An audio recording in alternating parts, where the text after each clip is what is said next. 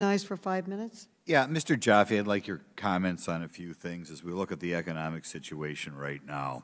I'm not a big fan of Mr. Powell at all. I wasn't a fan of him under the last administration either. I'm looking right now at a graph of the M2 money supply, and it shows that in the 1970s, which we think of as kind of the heyday of inflation, there were times at which the year-to-year change just got a little bit over 6%, almost 7%. More recently, the change in M2 month over, a year ago is up to almost 45%. When I tour my local manufacturers, and I have more manufacturing jobs in my district than any other congressional district in the country, when I hear of the particularly dramatic increase in the cost of metals, increase in the cost of getting things from abroad, almost uniformly my owners of manufacturing or the people who run those firms feel that things are only going to get worse. I'd like you to comment on the year-to-year change in M2 getting over 40% and the role increased government spending has in that, and whether you think we can continue with these massive increases. Thank you, Congressman. I certainly share your concerns. I mean, when the government runs large deficits, it has to issue more bonds. And when bonds are paying negative real yields, it's hard to find private investors who are willing to buy them. And so the Fed necessarily has to step up and buy them by printing new money.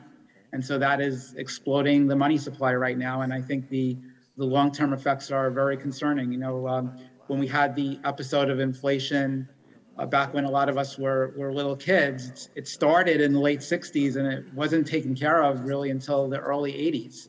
And there was a lot of misery in between. And I'm just afraid that the current Federal Reserve is really, let the bulls out of the barn. And it's going to be very, very hard to bring them back in, with so much money supply growth. Do you agree with my manufacturers that inflation is actually only going to get worse?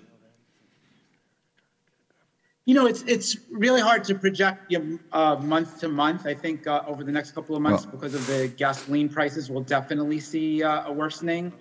It may calm down after that, but I think over the long term, unless the Fed really tightens up, we are destined for much higher rates of inflation. And this is to a certain extent caused by excessive government spending, correct? Right. The Fed has to monetize all the debt that's being created because private investors won't buy it. We right now, again, when I tour my manufacturers, and to me manufacturing is the backbone of any economy, they're experiencing an across-the-board shortage of workers for any job whatsoever. Actually, the same thing is true of retail, same thing is true of tourism, same thing is true of ag.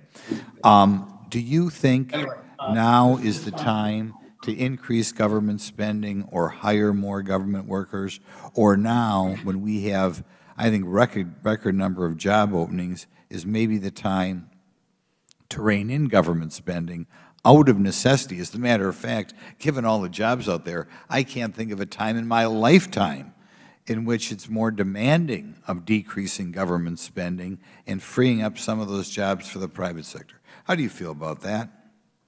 I agree. I think that the labor shortages in the private sector are very concerning, and there's really no need for government to be competing for able-bodied, competent people. They can work in the private sector right now.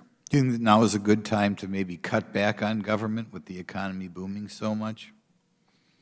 Absolutely. Okay. One other thing, there's been kind of an increase in a variety of benefits they're trying to do in this Build Back Better bill. They've increased SNAP benefits, President Biden on his own. We have near record numbers of men sitting on the sideline, not working now, from ages 25 to 55. Do you think any of that can be attributed to an excessively generous safety net?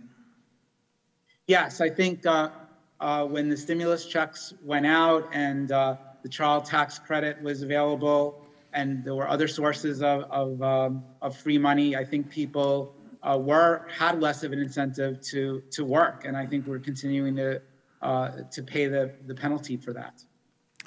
Thank you, Mrs. Chairman. Thank you. The gentleman yields back. I now